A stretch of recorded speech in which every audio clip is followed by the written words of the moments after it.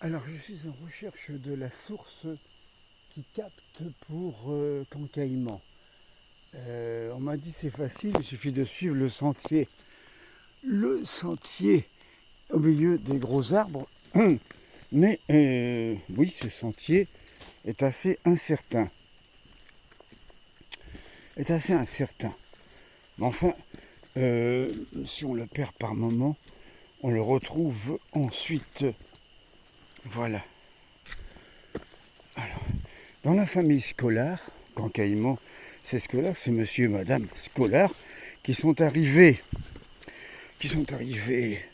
de la lointaine France. Bah, c'est bien ça, il y a un sentier là, vous le voyez. Hein. Voilà, c'est évident, n'est-ce pas? Ils sont arrivés dans les années, oh, disons 80-90, hein, il y a bien 30 ans. Et qui ont eu le coup de foudre tous les deux. Un petit accent du sud-ouest, Stéphanie quand même. Le coup de foudre pour ce petit coin.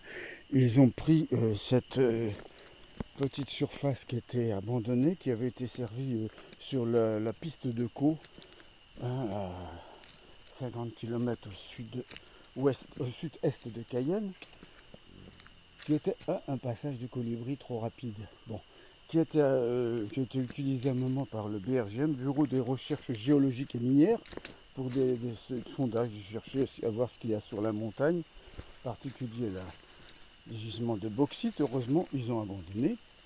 Donc ils ont pris ça, ils ont eu la concession, et puis ils ont bâti, il y a plus de 30 ans, hein. Tiens, on dirait qu'il pleut. Ah bah oui, j'entends la pluie. Heureusement j'ai un parapluie. Ils ont bâti, ils ont fait 3 filles. 3 filles. Dis donc, c'est léger le sentier là. Et bon, les années ont passé, 2 filles sont parties, les 3 sont parties, une est revenue avec son mari, et il pleut, j'arrête parce que faut que je me mette sous le parapluie. Hein, ça peut être très fort ici, hein, perdu dans la forêt profonde, équatoriale. Je l'entends arriver. Bon, j'ai la source, hein, enfin j'ai la piste. Hein. Je reprendrai contact avec vous dès que ça sera possible.